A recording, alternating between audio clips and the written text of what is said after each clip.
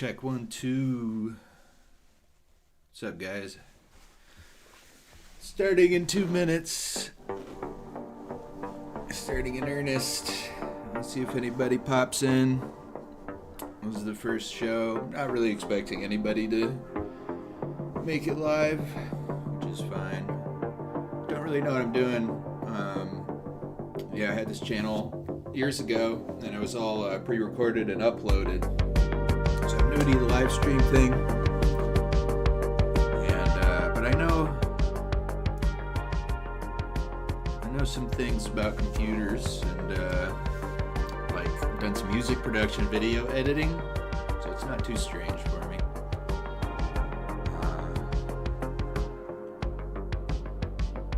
Yeah, feel free to skip ahead to when I really get going. I had some cool music laid out, just some songs that I like, and then I realized I'm gonna be on YouTube, and I'm gonna try not to get banned from YouTube, but I'm going to get banned from YouTube. But I don't want to get banned for using copyrighted music. I want to get banned for saying things that I'm not allowed to say. And I don't really want to get banned. What I want is to just express myself freely. And I would be doing this on Rumble because I won't get banned on Rumble. It's a free speech platform. But you guys, if you're my previous subscribers, you're seeing me pop up again going, haven't heard from him in a while. And I'll bring you up to date with life. Everything's good. I'm doing a lot better, honestly. And I think I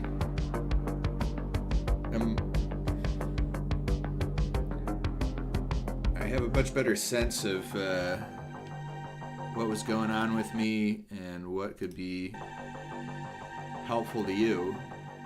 But this is going to be a totally different channel. I used to have a channel, and it was a hybrid sort of, here, let me do this. It was a hybrid, like, travel and some conspiracy stuff. That part not weird, and some weird, like, spiritual and drug-oriented content. But the main thrust of it was like healing, was health and healing from trauma and stuff like that. And I deleted all of that content because I was wrong about a lot of it, because I hadn't found the answer yet. I had some insight at the time, but I had not found the answer, and so I was doing a lot of yapping, and I was on my way to finding the answer, and so I don't regret making any of that content or anything, but it's just not something that I could really stand behind. I mean, so because everybody has trauma and everybody goes through hard things, and how you deal with it is fundamentally a spiritual issue. And, one of the problems that I was having in my life was addiction. And I was trying to get out of, I was recognizing that trauma was what got me into that place where I needed to be medicating myself with addictions. But, some of the things that I was looking for answers were in, like, other drugs, psychedelic drugs or whatever else. And I'm retired from doing psychedelics, don't do them anymore at all. And it turned out what I needed was God, and specifically Jesus Christ. And so I'll get into that, and I'll get into, and I'm not going to just preach or anything. I'm going to tell my story.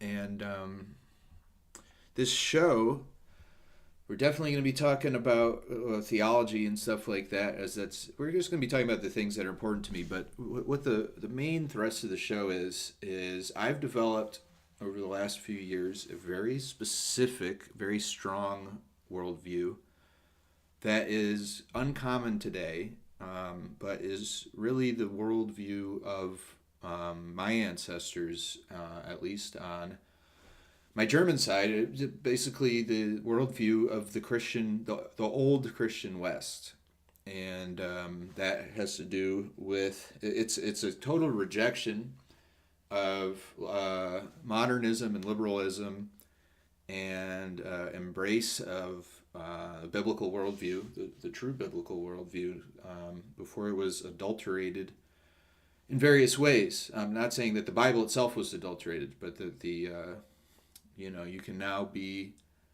claim that the Bible is the Word of God and believe in evolution and believe in billions of years and trillions of light years and all this stuff, and it's a rejection of that stuff. So I'm going to be talking about that. I'm going to be talking about we're going to look at comedy and politics, identity, religion, history, politics, and it's going to be a lot of fun. This is stuff that I could talk for hours. I love having conversations about. I have awesome conversations with people in real life or online about a lot of this stuff, and I need an outlet so I can talk about it more. And so people can hear from me in a longer form than I can do posting on Twitter and stuff. I got banned off of Meta, so I used to be Bone Broth Bro on Instagram.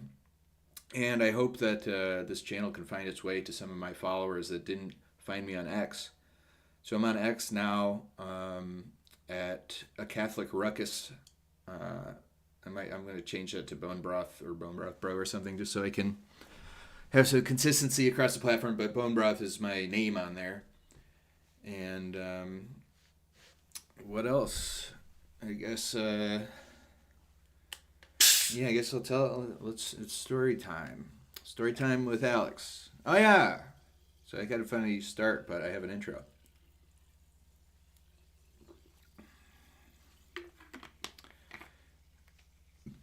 Hello and welcome to The Broth.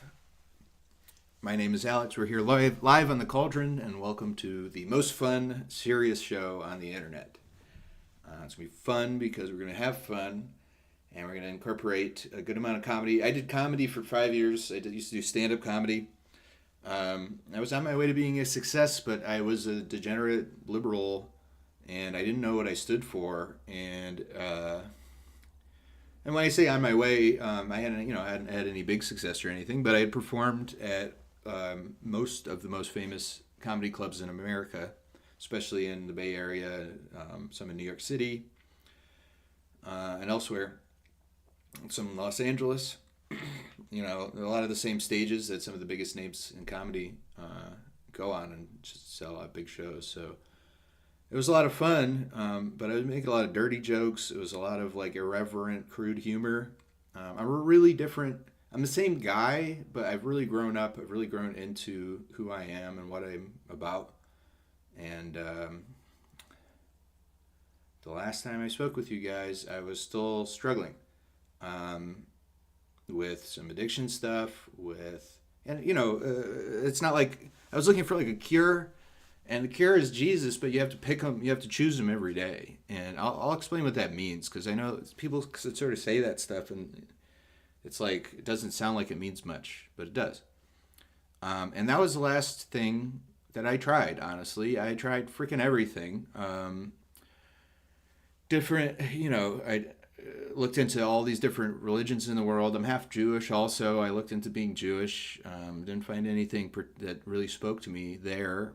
I tried drugs. I was looking into Central American anthropology. That was my degrees in anthropology. I was like, maybe the Central American shamanism is like going to save me. And I was really, really hesitant and resistant to embrace Christianity. And I understand now that is mainly because of my rebellious nature, my rebellion against God. I was mad at God for creating me and allowing me to suffer. And I was also not wanting to stop rebelling against God in my favorite ways. In other words, stop doing my favorite sins. And that's really people's resistance to Christianity. It's not the skepticism could be there, but there's things that can answer your skepticism. The real resistance is we don't we'd prefer to not be held accountable. That's just reality. So all right, so let me tell you a story. In 2020, I was living in Guatemala. I started believing in a creator. I had learned enough sort of philosophy and like gotten over some things and realized I couldn't be an agnostic anymore.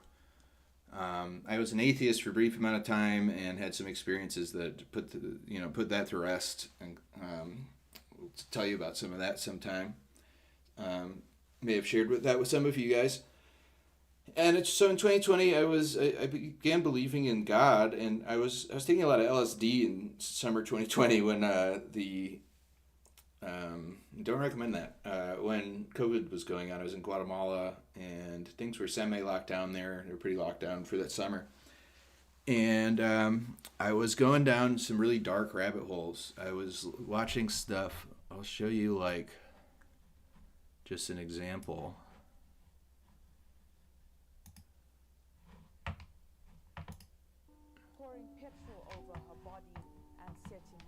I was looking at this guy's content. This guy, Mouthy Buddha. And he was talking about satanic ritual abuse and really dark stuff. And he ended up converting to Christianity too, on a very similar timeline as me. And I've actually gotten in contact with him and expressed to him, like, your content actually ended up leading me to Christ. So it's 2020. I'm going down really dark rabbit holes, and then I'm taking LSD. And I had an epiphany on LSD that Satan is real. And that didn't make any sense to me, but it like resonated with every cell in my body. Like, I knew in that moment it was definitely true. Like, I definitely learned something really important about the world, but that didn't fit with my worldview. And I'll tell you how it happened. Like, I was thinking about how the world is run. Well, I was thinking about one of the most powerful, probably the most powerful mechanism of power, which is a pyramid structure of organization. And a good analogy for this is the Roman legions. So you've got the Caesar, and under him you've got, I might not get the details quite right, but this is basically what it is. You've got 10 generals, and under them 10 generals you've got 10 whatever you call them. And under those 10, whatever you call them, leaders, whatever, you have 100 troops. Okay, so that's Caesar, and then that's 10 times 100. So it's 100, 1,000, 10,000 troops that one person could issue an order, and all 10,000 those people will do it immediately. And there's mechanisms in place to make sure they do it, make sure they don't disobey, etc. And that is essentially how a corporation works, with like the CEO, the top managers, the middle management, and then the employees. And that's how secret societies work with, you graduate levels up. I learned about, there's a martial arts organization in Asia that operates like this. And there's like 1 million people who are part of this organization. And it's a tight organization like that. And I was thinking about, and they have the pyramid symbolism on the dollar bill and the pyramids in Egypt, and my mind was just going crazy with all of this stuff. And I realized to control just a tremendous amount of power in the world, all you would need is for the top of each of, say, 100 powerful organizations, Fortune 100 companies, some religious organizations, some NGOs, what have you, for, say, 100 of those to make up another tier in a larger pyramid, which I call the Pyramid of Pyramids. and then you have some high level managers above them, and then you could have one person at the top, and that person could wield so much power, that this can explain, like when you have conspiracies where it's like, well, no one has that much control or power, like how would that work? This explains it. And I'm not saying this is exactly true. I'm saying this is what I was thinking about at the time. And then I thought, well, who would that be? You know? And that was when I had the epiphany that it was Satan and that Satan was real, and everything clicked for me. And everything that I'd been learning about made sense. And I thought, okay, but I don't believe in that. But I know it's true, but I don't believe in that. And I had this like split within myself, this cognitive dissonance for months. It took me about 6 months to decide, you know what? No, I can believe in that. And while during that time, I was thinking, well, there has to be an answer to this. If there was a period of time where I believed there was Satan existed, but I didn't believe in Christ yet. That's a scary place. That's a scary place to be, especially when you're doing drugs and like inviting demonic energy into your consciousness and stuff. And yeah, so like, but I started thinking like there has to be an answer to this, because if there was nothing to counter evil, there has to be more good than evil.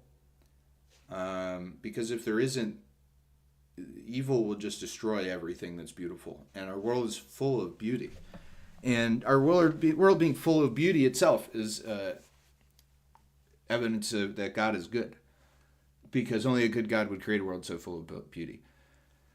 But my version of God, a creator, a sort of dispassionate, like ultimately mysterious creator that we really can't know much of anything about, doesn't answer it. And I thought, well, there is one religion that has the answer to this, and it has a creator, and it has Satan, and it has demons, which I've encountered, and other spiritual beings, which I'd encountered, like angels, and it also has an answer to it. And the answer is supposedly, this Christ character. And so in probably towards, toward that winter, the end of 2020, I started giving Christianity for the first time a fair look. And when I get interested in something, I'll spend most of my waking hours looking into it, and that's what I did. And I found that it was true. I went through many rabbit holes. One of them was the Shroud of Turin. This was before, recently, evidence came out that it is indeed from that time period. But even before that, it's if you really have an open mind and you look into everything about the Shroud of Turin, it's unmistakable that it was Jesus's burial cloth, and it has an image of him on it that was created by a tremendous amount of light that exuded from him during the resurrection. Now, meanwhile, I'm married to a wonderful woman who has been a Christian this entire time. And so someone that I love and respect, and that's, in my life more than anyone else, has been believing in the literal resurrection the whole time. And that really helped me along. So all this is happening. And I decided, okay, you know what? I'm a Christian man, and that I should join a church.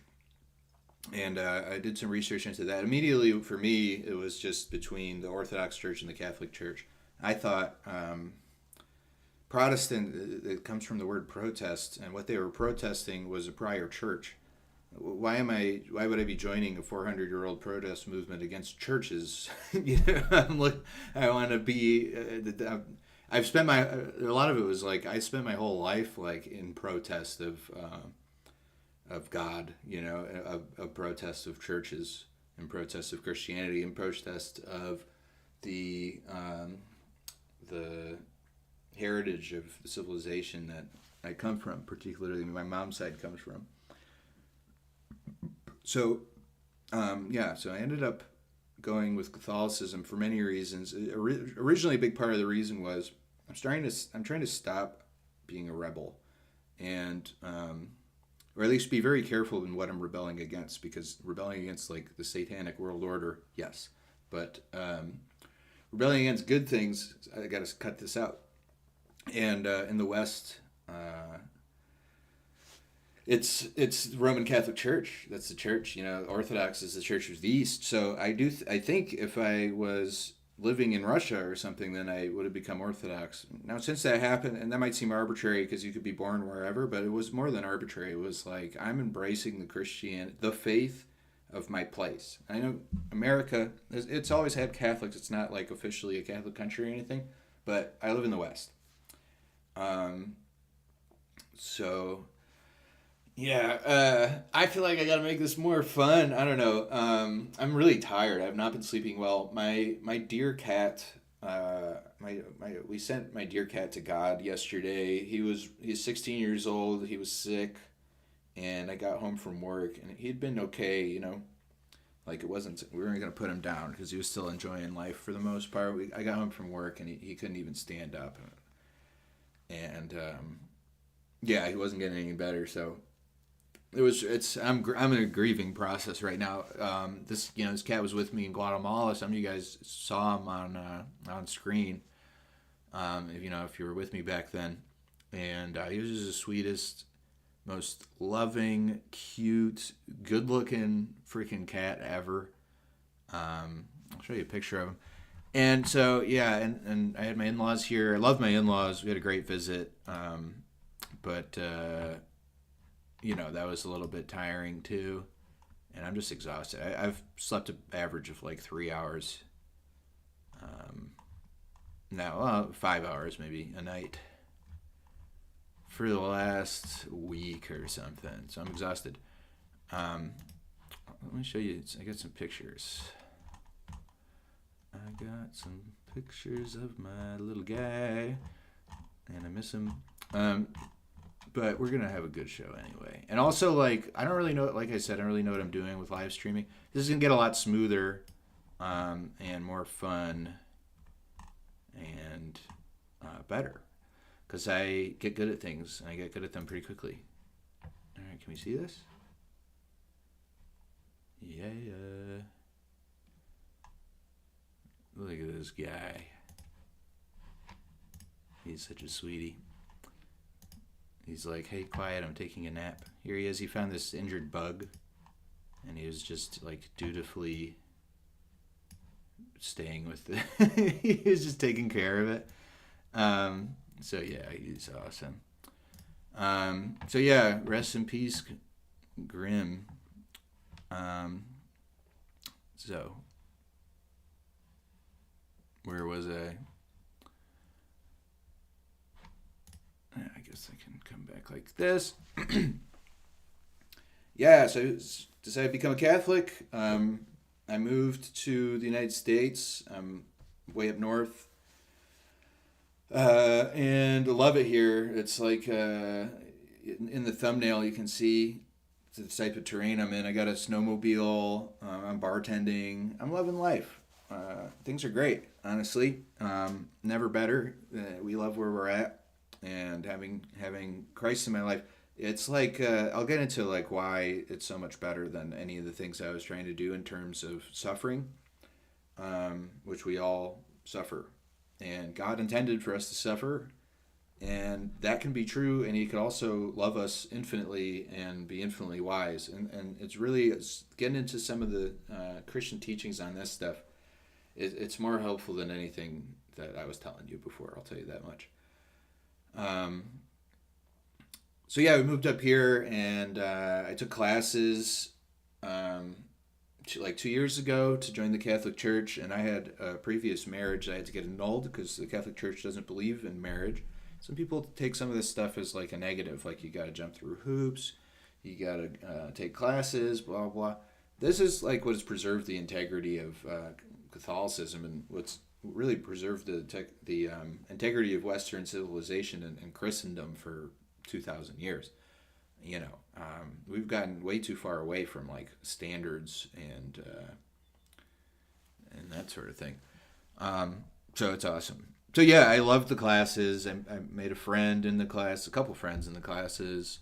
And then I had to get my marriage annulled, and I didn't get it in time to get baptized last Easter, but now I've got everything, and I'm all set up to be baptized and confirmed in the church, take my first communion, and get married in the church on Easter. I'm so excited about that. So yeah, just briefly, a little bit about why being a Christian, and particularly a Catholic, is phenomenal for dealing with suffering. In some sense, religions are about dealing with suffering, and there's different ways that the different religions or spiritual teachings approach it. And what I was doing, this sort of new age and psychedelic thing, was it was a lot of focusing on the pain, and it was a lot of focusing on the self, and it was a lot of like you're like trying to be an alchemist. You're trying to. I think I even talked about it in terms. I did in terms of alchemy, trying to turn, lead into gold. Try to turn your suffering into something positive to make you more powerful, and you know, focusing on your suffering and trying to make it like it's in superheroes, but that's like what Satan does. Satan is like, there's been this great injustice, and that is the root of everything. He's driven by the injustice that was God created men, and God oriented creation made man the center of his creation, the center of his attention. And the angels, who are more powerful beings and were created first, are meant to, with God, serve man for God's glory, for God's greater glory. And Satan, Lucifer, was one of the top angels, resented that. And so that resentment is what drives everything he does. And approaching suffering in a way of like it being your origin story is very similar to that. And it's really kind of obvious, now that I've stepped back, that but what you need is you need a different focus, right? Because it's like, well, I am myself, and my suffering is sort of the most pressing thing. And people say, like, live for other people, but then you also say, well, you got to take care of yourself first. So how do you take care of yourself? So you end up just in a cycle, and it's narcissism, basically. And Christianity says that God is the focus, and you focus on God, and you accept your suffering, and you can offer your suffering to God as penance for all of your sins, and we've all sinned enough. And when you start digging into Christianity, and you realize the amount of God's grace and forgiveness and love for us is just far surpasses anything that, like, we do not earn any of this. It's not a matter of we deserve his love or we deserve his, he's infinite and we're finite. He's perfect and we're imperfect. So there's no imperfect, finite being that deserves infinite love. That's just not a thing. And so then you start really finding the gratitude and finding the humility. And you realize that we were created to glorify God, and that since God is an infinite, God can't be selfish in the way that we are, because God is infinite. There's nothing greater than God, so there's nothing that can be served better. So that's part of it, the teachings on suffering. And then also the Catholic teaching on suffering, and this is a traditional Christian teaching on suffering, is that we create our own. Most of our own suffering is created by us, and most of that suffering is created by us rejecting God. So when we hate ourselves, or we hate other people, and that leads to suffering, or we do self-destructive behavior, destructive behavior to other people, it's all things that God doesn't want us to do, but he gave us free will. And without our free will, we can't choose God and choose the right life. We're automatons. And so then we don't get that's not glory to God in the same way, and we don't get this growth, you know. So, yeah, I don't know. That's that. I've summed it up. But yeah, there's that, and then there's also just like the religious practice, the rituals and stuff, and it's just the most beautiful thing in the world. And we need it. We need it. You see, when people don't have rituals in their life, they invent them. You know, you see like Black Lives Matter, and they're doing like, you know, white people are repenting for their skin color and stuff like this. In some sense, this is insane behavior. In another sense, it's not, because it's people trying to fill a void that is, you know, that we're God's supposed to be, and that's so much of what I was trying to do. And so in some ways, it really, like, the greatest suffering isn't like something that happened to you when you were a kid. The greatest suffering is that there's a void where God is supposed to be, and He's right there. You just have to fill yourself with Him. You have to. God will let you turn away from Him. God will, you know, if the camera's God will let you do this, and then forget it's there, and then be like, there's no God. So. Because the rediscovering, you know, the coming back, the rediscovering God journey is just incredible, and is so much of what life's about. So, yeah. This coincided with the political awakening and a political coming home, and also an awakening about just kind of like the fundamentals of what is this reality that we live in. You know. What am I standing on? What's above me? How long have we been here? You know, who are we? Did we evolve from monkeys, or, you know, pre-hominids and all that stuff? And I studied this stuff in school, a degree in anthropology, and I really rejected all of it in favor of a biblical view.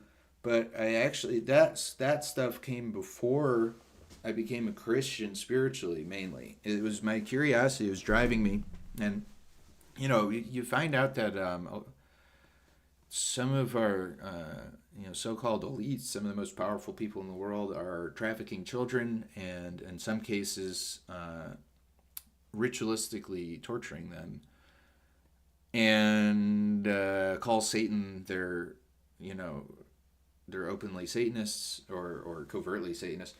Well, you know. In many cases, those people have access to knowledge and information that we don't, and it seemed like they knew something, and that they chose the wrong side, but they knew something. And you come to find out that most humans have always known about the spiritual realm, that it's really an anomaly, and that while the most powerful people in the world taught us, they wanted us to believe that, you know, we're just a mere, consciousness is a mere byproduct of biology, and that biology is a mere byproduct of chemistry, and that chemistry is a mere accident that happened from the Big Bang. But they don't believe it themselves. And they actually believe in this kind of complex spiritual reality that basically resembles Christianity, except for that they think the good guy is Satan. And another thing happened along the way of that, where I realized that evil is not a freaking joke at all. Like, I was watching this, we watched a Mario movie recently, my wife and I. That's a fun movie. I recommend the Mario movie. And, but I don't, Jack Black is in it, he plays King Koopa. And at the end, we watched the commentaries and stuff, and the different actors talking about, you know, what they brought to their role and all of that foolishness. And Jack Black was talking about how his character was evil, and that's fun, and that, like, he's like, you know, evil is kind of, that's where the spice is. And he talked about evil as if it's like, you know, spices, like it's fun. And like, okay, so when I was young and an innocent, much more innocent person, and I didn't know that about ritualistic child abuse, I kind of felt that way.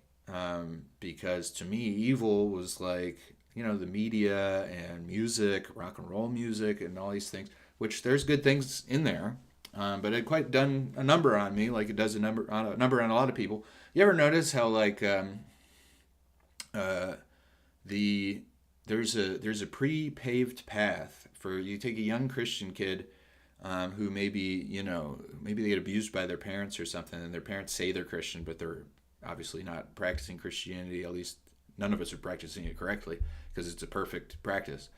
But maybe it's a messed up household, and they reject Christianity and they want to go rebel, and just pre-paved path. There's music for them. There's tattoo shops, and the tattoo shops have like satanic imagery. There's drugs for them. There's just everything like right there. Our society did not used to be that way. And when our society was not that way, when people lived in the truth, in other words, most people had a pretty good understanding of who they were, where they were, what reality was, they produced things that we can't make anymore. I'll give you an example. And so they were a better society than us. And people will go, oh, well, they didn't have soap. Well, yeah, they did. But, oh, well, they died of diseases. Well, we die of diseases too, and there's poison in our food. And they didn't have abortions, not like we do. Let's see, St. Peter's Basilica. They built stuff like this. I'm doing the weave, okay?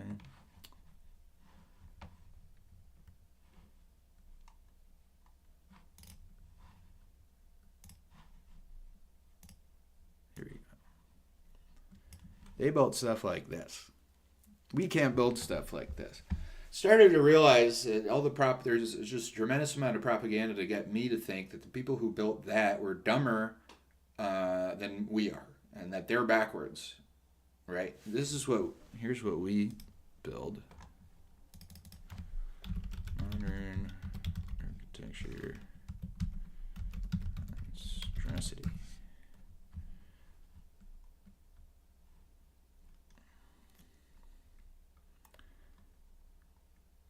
You know what I mean? Some of these are like concept drawings, but like, I think we're the assholes here.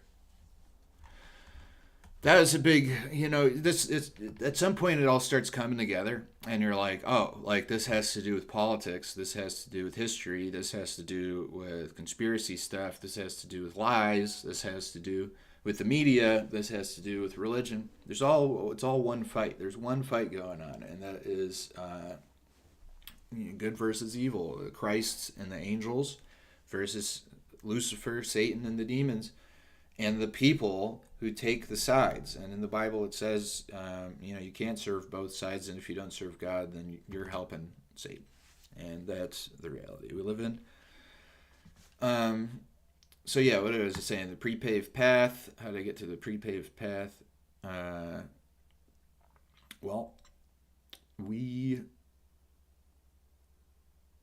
Jack Black.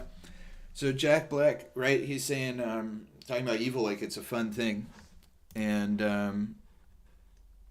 when you know about some of the evil stuff that's going on, and I can't imagine that he's not aware. So I would say that if there are grown men who are telling you that evil is fun, these are bad people.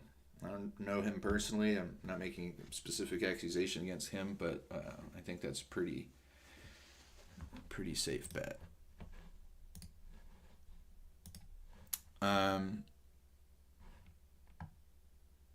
So yeah, I was saying about how my politics changed and my view of cosmology changed, because when you realize there's one fight, and there's lies. Lucifer is the father of lies.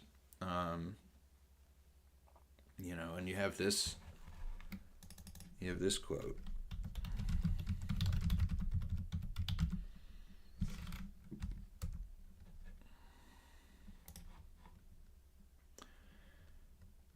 You are of your father, the devil, and your will is to do your father's desires. He was a murderer from the beginning and does not stand in truth, because there is no truth in him. When he lies, he speaks out of his own character, for he is a liar and the father of lies.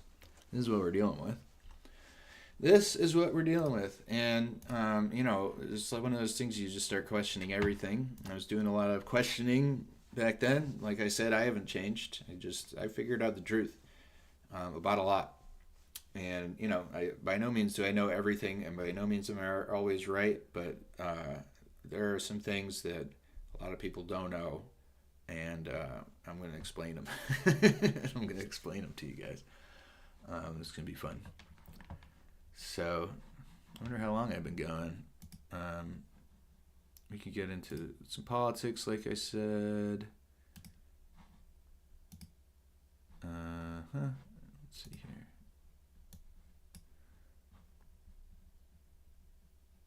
Yeah, almost 50 minutes, 48 minutes. So, so politics. So, yeah, a lot of it came from realizing the people that built the basilica had a better idea of what the truth was. And so then what was their politics? And then, like, where did all this other stuff come from? Leftism, communism, and Bolshevism. All the isms come from a particular group of people for the most part. An ethnic group of people with a religious idea that they're God's chosen people and that they're destined to rule over the rest of us.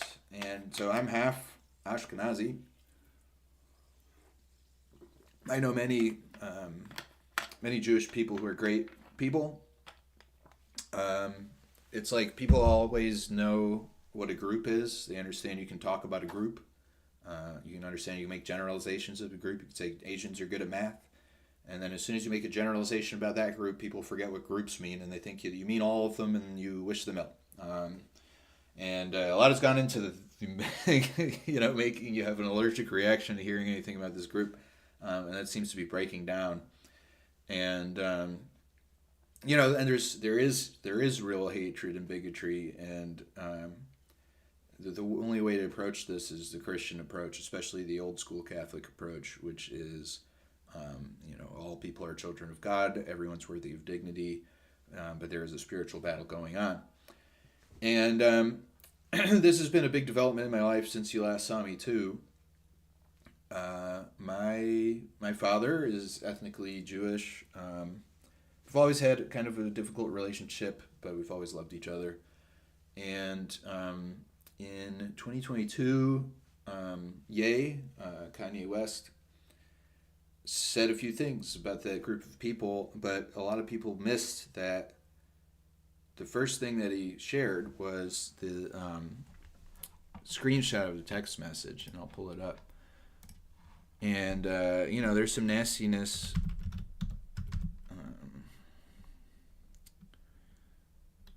Text message from personal trainer threat.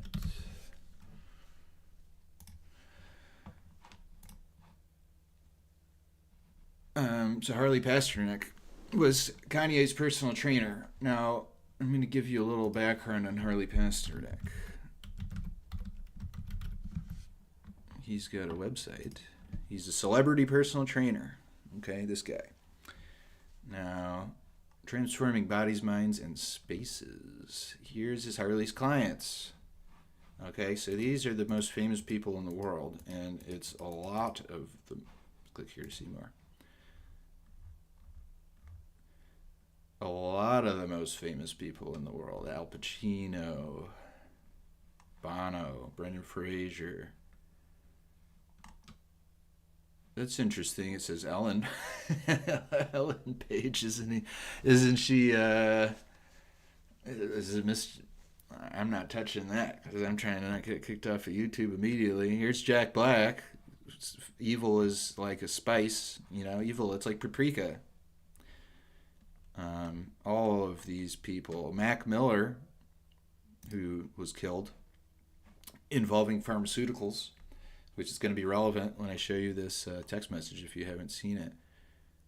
Look at all these people. Seth Rogen, Will Arnett, Zach Braff. So, okay, the who's who of Hollywood, they all need training in nutrition. And Ye hired him too. And it turns out this guy has some interesting background. So let's talk to Grok here.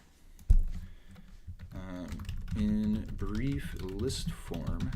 You guys are gonna learn how to use Grok in really powerful ways, by the way. And this goes for any text-based AI. These are extraordinary tools, and Grok is probably the most open. That's as powerful as this. Gab AI is another one that it's even more open than this. In brief list form, give me the evidence that Harley Pasternak is an intelligence, is a agent spy for Canada and or Israel.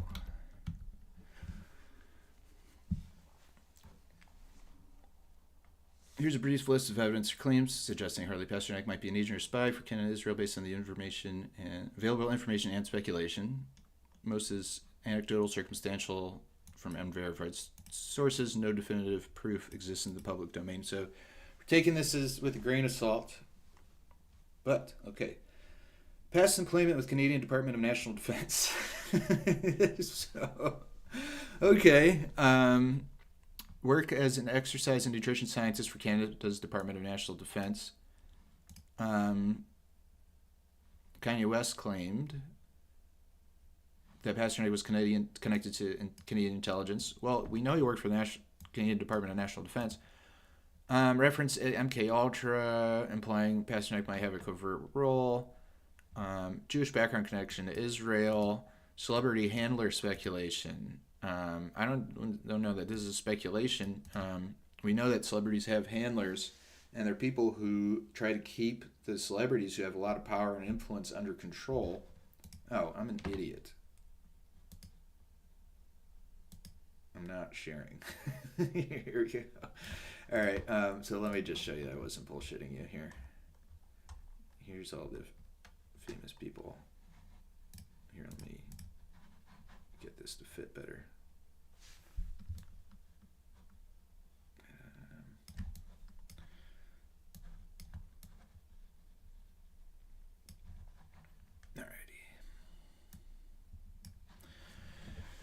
So yeah, here's all these people. So I was making this up. It's really unbelievable. Kim Kardashian, I live for Harley smoothies. Wow. It's, I live for Christ, but whatever floats your boat, I guess. So here we are in Grok. Here's the answer. Interest in drugs and performance. In an interview, Pasternak discussed studying the effects of drugs, noting he wasn't bound by typical laws.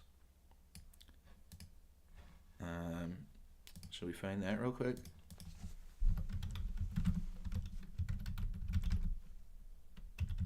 He has access to drugs. Most people aren't. And this is all going to come together when I show you the Kanye tweet.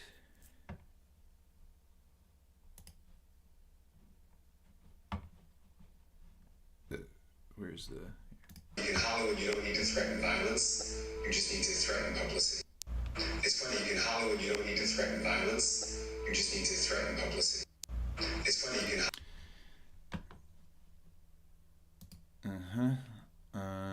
That's not what I was looking for specifically, though.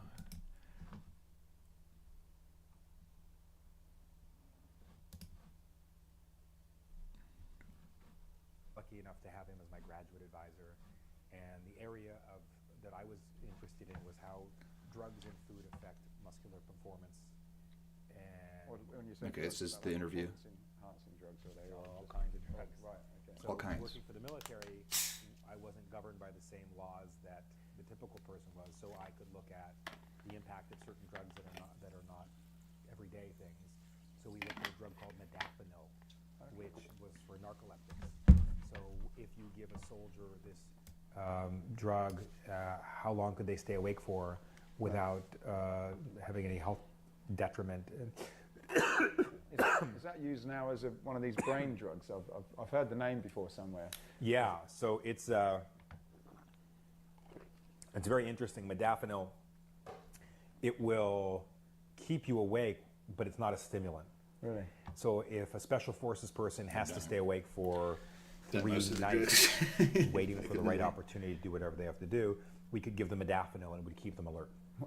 I did research on a drug called acetazolamide, which is for use at high altitude so you don't get altitude sickness. Then let's have a conversation. But you ain't gonna send Harley Pasternak, Puff Daddy, Meek Mills, Kim Kardashian, none of the usual suspects, and get me to stop talking. You're going to have to take my life. I don't care. Yeah.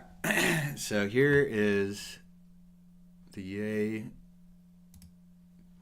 The Harley Pasternak tweeted or texted this message to Kanye West, one of the most famous people on earth, the richest black man in the world, and a beloved, creative genius.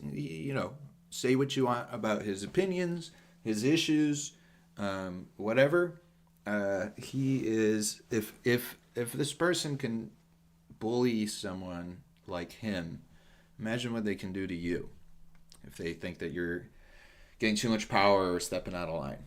It says, I'm going to help you one of a couple of ways. First, you and I sit down and have a loving and open conversation, but you don't use cuss words, and everything that is discussed is based in fact and not some crazy stuff that dumb friend of yours, I really wonder who that was, that dumb friend of yours told you or you saw in a tweet. Second option, I have you institutionalized again, where they medicate the crap out of you and you go back to zombie land forever. Play dates with the kids just won't be the same. Okay, so I saw that and I know a few things about this industry, and he said some other things, and you could not like the way he said them or you could not like the things he said, but to me the story was that, and I defended him. And I also said something else that, for the sake of not getting banned in this channel right away, that the two of those things really upset my father, and we have really not had a relationship since then. We're trying, and I'll talk more about that another time. But since then, I learned quite a bit more, other stories like this, and things that happened with what was going on with Epstein, which is we're going to hopefully learn some more things about soon. That was a game changer for me too. And becoming Catholic, I found a guy, there's a bishop, he passed away recently, and he's a controversial figure in many respects. He ended up being basically excommunicated from the church. I don't think that's quite what happened. He ended up in SSPX, which is a sort of thing that's semi-splintered off of the Catholic Church. And I don't condone all of their ideas about the church and stuff, but there's some pretty courageous people that are involved with that. Now, I'm a Catholic and I'm not a Protestant, so I'm not splitting off anything. There can be problems at the Vatican. I don't have to agree with the Pope's opinions. There could be major corruption. That doesn't mean you leave. And they were, arguably not trying to leave. It's a whole rabbit hole. But that's just to introduce this man.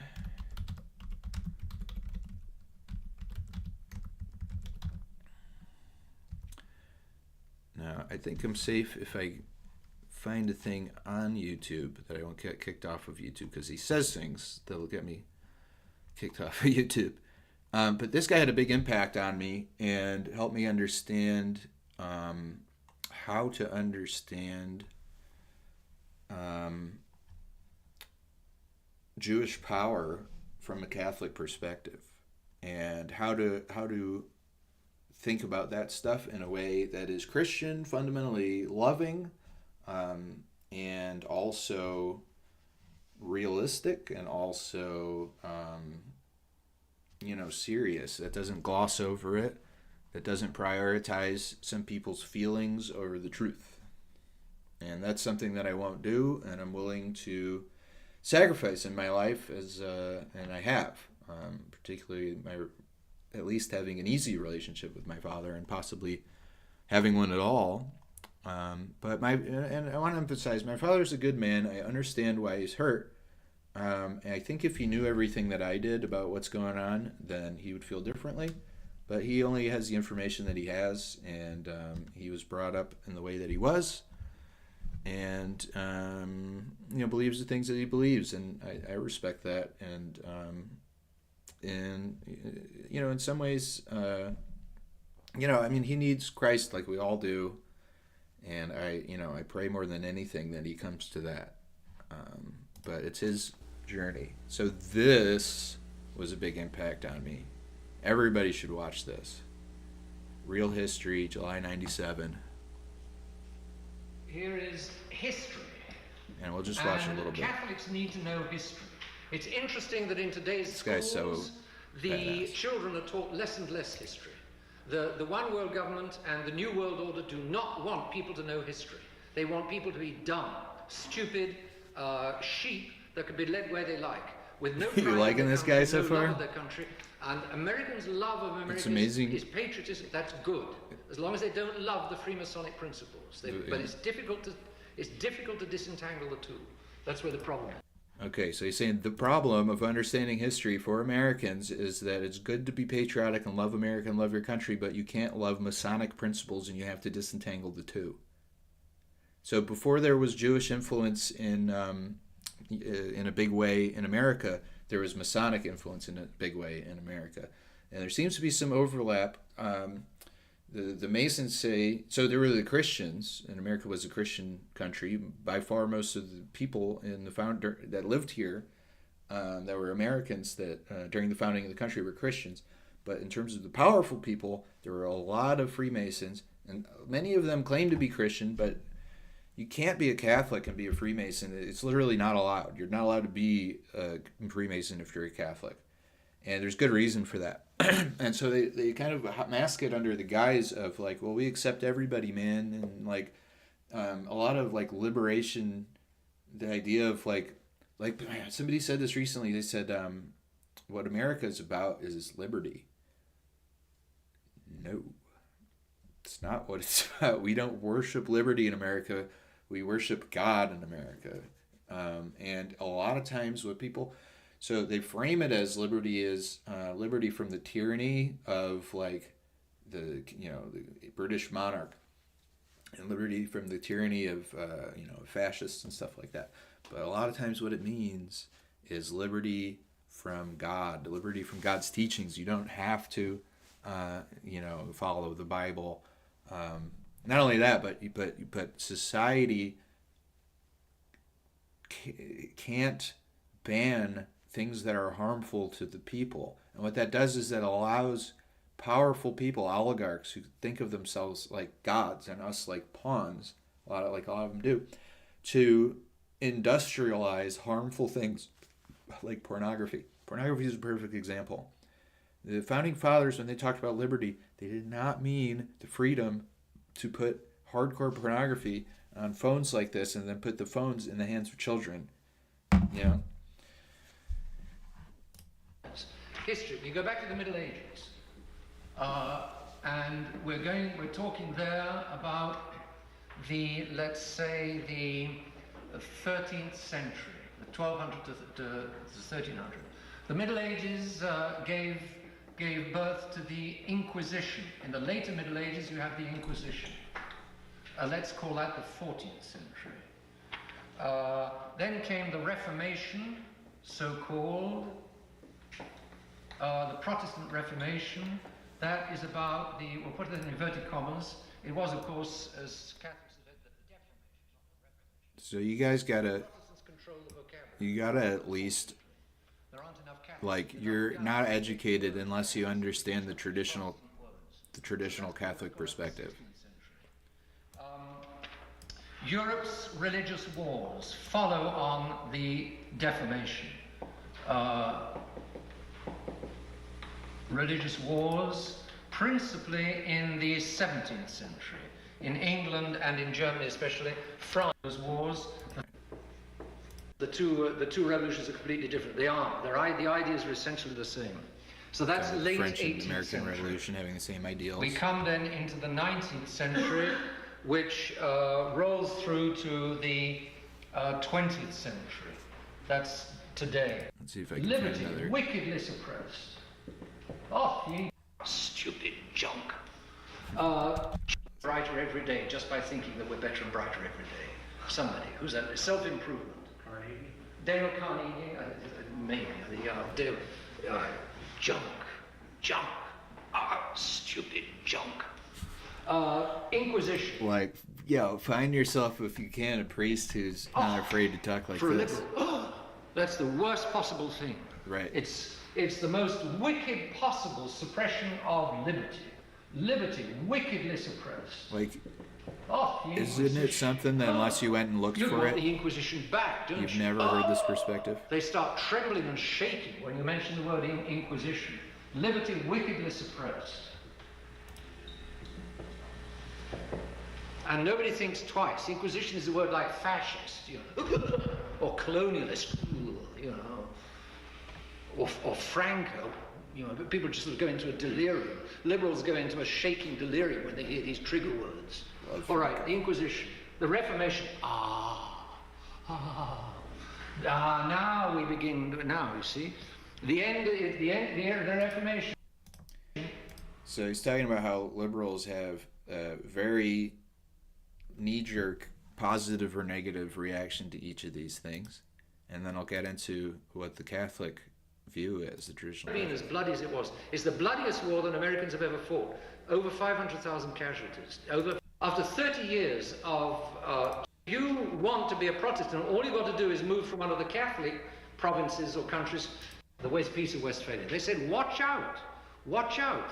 If you let this... Okay, so anyway, he had a big influence on me. He talks also about stuff more related to Jewish power and stuff like that. And very, very controversial takes 5 years ago, becoming less so. And there's good reasons for that. I'm just going to share with you guys some of the big influences that were on me, big influences on me. So let's check out this guy. Let's just see what the top ones come up. E. Michael Jones. I love him. He was one of the main. He's also one of the main people that led to me becoming Catholic. And by the way, the reason that we have to talk about this stuff is that groups matter and values matter, and what religion people in power have and the worldview matters a lot. And we're seeing all the things that made the West so beautiful that, and allowed people to build stuff like this. Get destroyed and go away. And it was values, living for something bigger than yourself. It was also a society that was able to create the type of people that could do stuff like this. It doesn't happen automatically. And then also, it's not just that. Let's see. So I grew up in Cleveland, and we have stuff like this.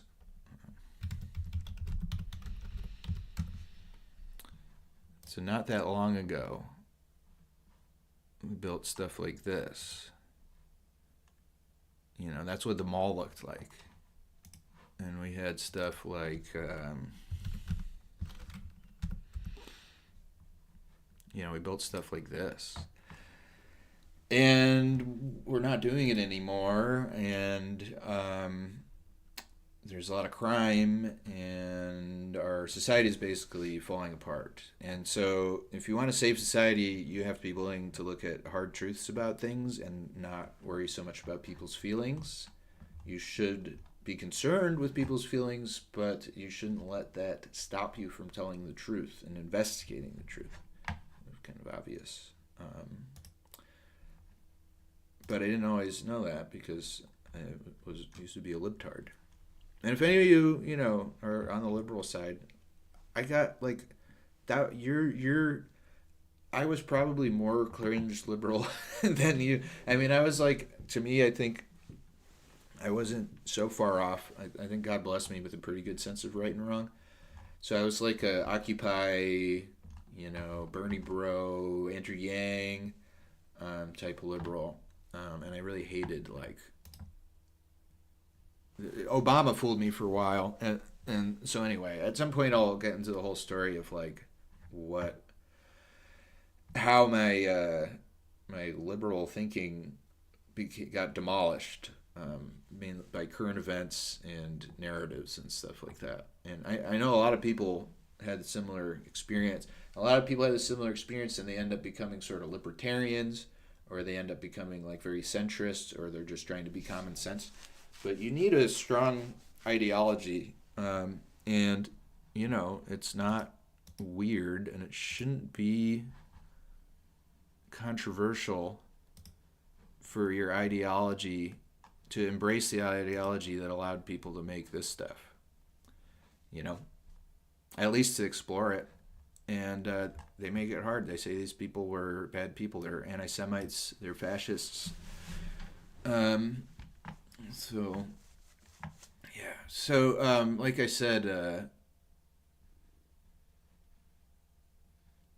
E. Michael Jones, he helped me think about this stuff and, like, Jewish power in a Christian and in a Catholic way. Now, he's not great on the way that he approaches some things, and he can be frustrating. I think he's getting old and cranky, and so this interview here, come to your own conclusions. But Corey Mahler is just talking sense, and he sounds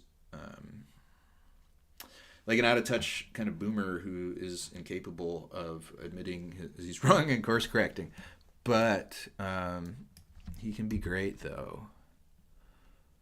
Let's see. This is the book. I read most of the first volume. There's 3 volumes.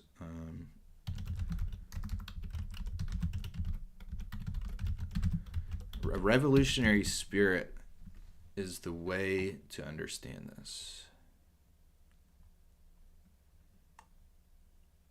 And that's what I had when I was young, and that's why I promoted things that are destructive.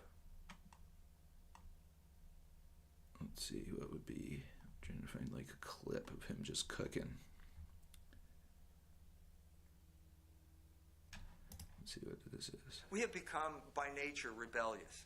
I mean, if you want to, we could go into other things, but Yuri Schleskind's book, The Jewish Century, says that modernity is Jewish. Well, we've all become moderns, and so to that extent, we've all become Jewish. We have all internalized the categories of the Talmud, and so as a result, we have become alienated from our own tradition. Mm-hmm. So that stuff. Here's another controversial figure. Let's see if I can find...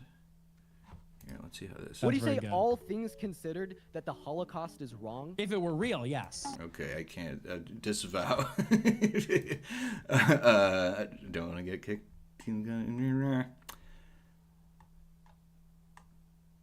Listen, it was already on YouTube, so leave me alone. Let's see, Nick Fuentes on fascism.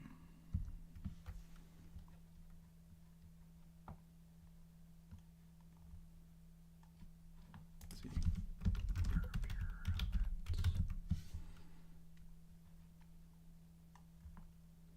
Let me find it on here.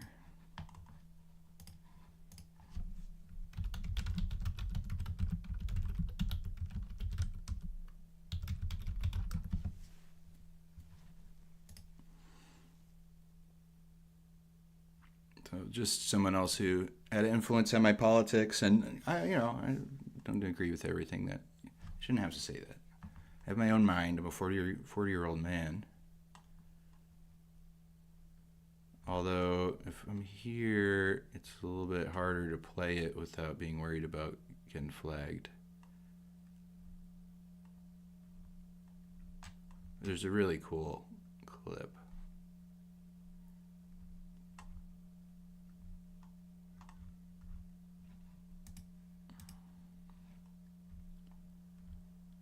So, you know, I mean, if some of you are coming from, there's going to be two different categories of people watching this generally. There's going to be people from my Twitter who are like know a lot of this stuff and are not going to be offended. And then there's going to be people from my old channel, and, you know, you guys are all walks of life. Listen, I love everybody. I don't hate anybody for who they are. As a Christian, I take the commandment to love my neighbor and to love my enemy very seriously, and to hate the sin. So, you know, even take somebody like George Soros, who uses his money to destroy America. I'm not allowed to hate him, but I'm supposed to hate the sinful things that he does. And so what that means is that I pray that he can see the light and repent for his sins and get right with God. He's dead now, but, you know, you get what I mean.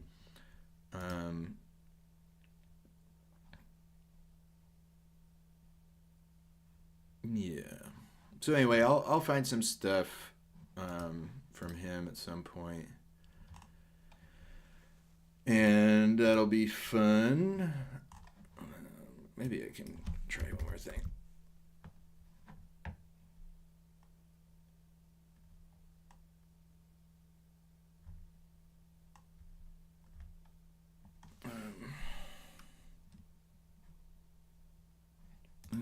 What about that?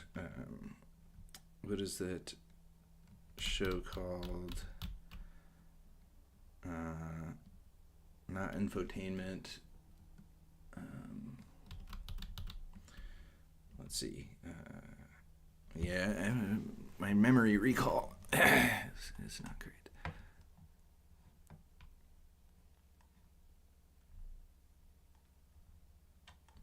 Yeah, but so this young guy, he's 25, 26. He linked up with Ye. That's how I found out about him. Is, you know, I was defending Ye, and the two of them, they call him a white supremacist.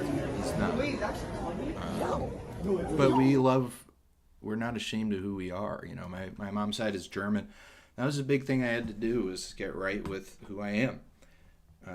I'm half German, and I always had a little bit of shame. I always carried a little bit of guilt from that. And I love German history and the German people, and it's healthy for everybody to love their own people. You know, if Mongolians who love Genghis Khan, you're right, and like you wouldn't say, well, they're bad people for doing that. So. Yeah, you gotta love who you are. And then it's the same thing with the Jewish side. Like, I didn't go through all of this to get right with and find love for my German background just to stop doing that with my Jewish side. I can love that too. It's a little more complicated. You know, it's a little complicated. Being half German and half Jewish is complicated. And it's a lot of what kind of set me on this journey. You know, it made me a seeker. I think God put that in my heart also, but he kind of set me up with like, you're going to have to do some digging and figure out some stuff. So if you want to find the truth, if you want to, you know, know who you are and love who you are and know your peoples and your backgrounds, you're going to have to get into some hard truths. And so God set me up for this, and I'm really grateful for it. And, you know, on that note, like a lot of, my whole life, I feel like, set me up for this stream. I did comedy for 5 years. I could make this funny. This hasn't been the funniest episode. Like I said, I'm sleepy and mourning my cat, and I'm telling a lot of stories. But, you know, one of the things I want to do in this show is, like, play some clips of comedy, and comedy that is relevant to, like, these topics. So that'll be fun. We'll do that. And also, like, look at some Jewish comedy and sort of the good, the bad, and the ugly about that. Because that's one of the things that they're really good at, and I think it's the thing that they're really good at that's kind of most appreciated by people. And so it'll be fun to look into that. And all right, so yeah, so Nick and Bishop Williamson and E. Michael Jones. You know who I like a lot? And I'm gonna wrap this up pretty soon because I'm starting to brain's starting to crash out. But let's see. What's his name? Uncle E.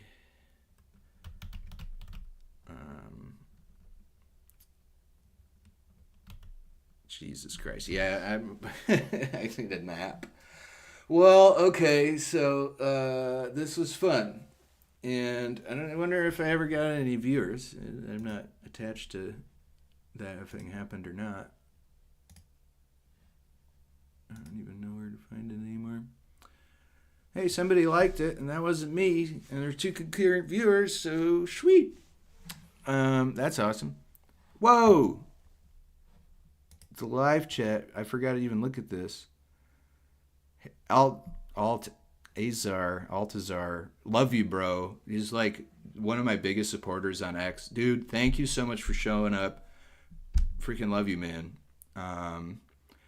Jay, Alex, former student here.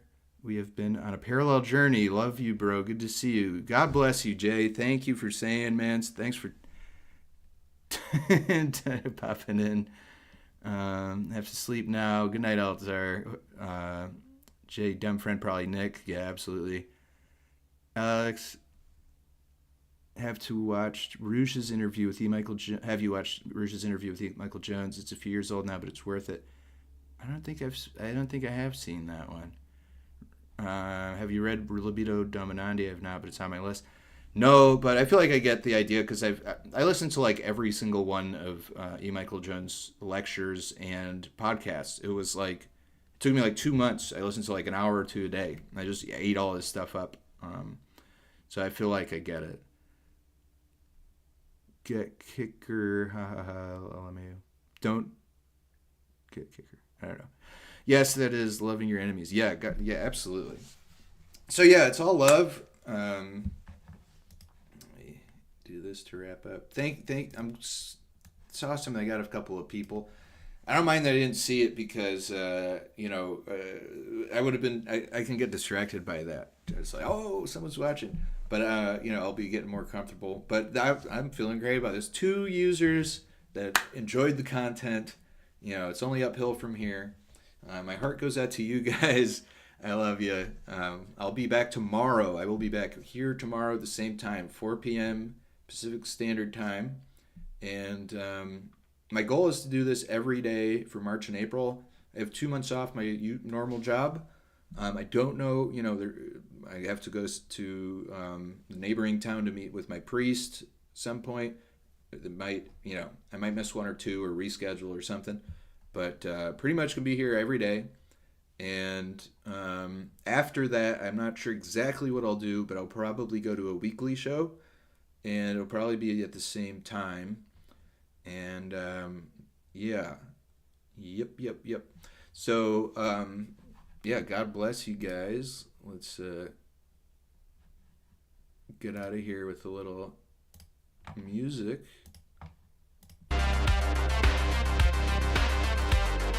All right, we're sending it off. Have a great evening. May God bless you. I hope that you're doing great. If you're one of my earlier viewers and dealing with trauma, that's how you find me. I wish you all the love and healing in the world. And Christ loves you. Christ created you. And God, with infinite wisdom, infinite power, and infinite love, to do whatever he wanted, created the perfect story, and put you in it. Put you in it, and put you in it for a reason. And he's watching you right now with the love of the Father, perfect Father, for his imperfect child. So, try to keep that in mind. And if you're skeptical of that, I ask that you just be open to that. I think you can see I'm a lot more solid than I used to be, even sleep deprived, and I'm doing a lot better. And these things that I learned have to do with it. And the spiritual side of it is the main thing, but some of these other things about history, about ideology, about politics, they have to do with it too. They also have to do with why I'm doing something about it. Learning to love my people where I come from, on both sides, sort of without reservation. Not thinking that anyone's perfect, but just letting go of the fear of loving where I come from. And to do that, there's what's in the way of everyone doing that is just lies. And guilt, not knowing what to do with it. Catholicism. I haven't been to confession yet, but Christianity, Catholicism especially, really gives you tools that you need. You have all the tools, they don't involve drugs. They involve going to church, reading God's Word, praying, and it's actually can be really fun, really beautiful, and I've met so many amazing people, and really the journey is just beginning. So yeah, God bless you guys, and good night.